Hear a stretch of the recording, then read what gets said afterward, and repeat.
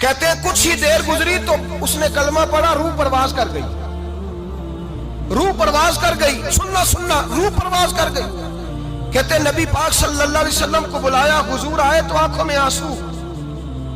نبی پاک صلی اللہ علیہ وسلم نے سر پہ ہاتھ پھیرا اور پہلے حضور نے جملے ارشاد فرمایا تم غسل دو، کفن دو، میں خود اس کا جنازہ پڑھاؤں گا۔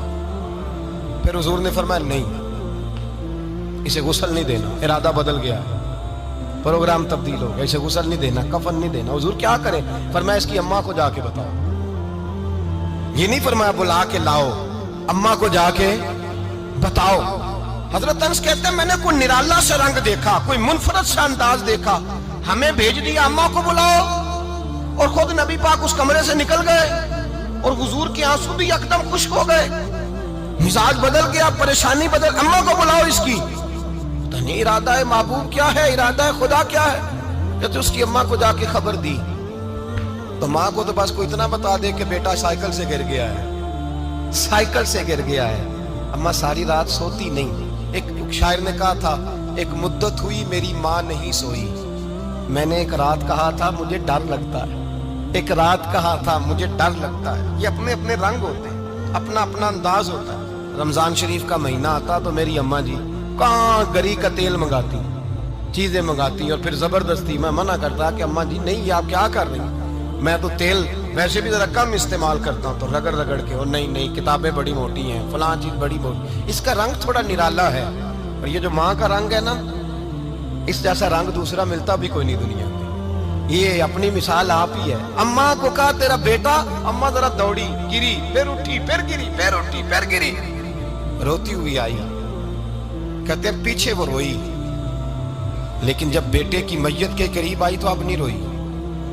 کہتے ہیں ہمارے چہروں پہ نظر دے ڈالی اور کہنے لگی تمہارا کلاس فیلو فوت ہو گیا ہے، واقعی چلا گیا ہے؟ کہاں پردہ کر، واقعی کہاں؟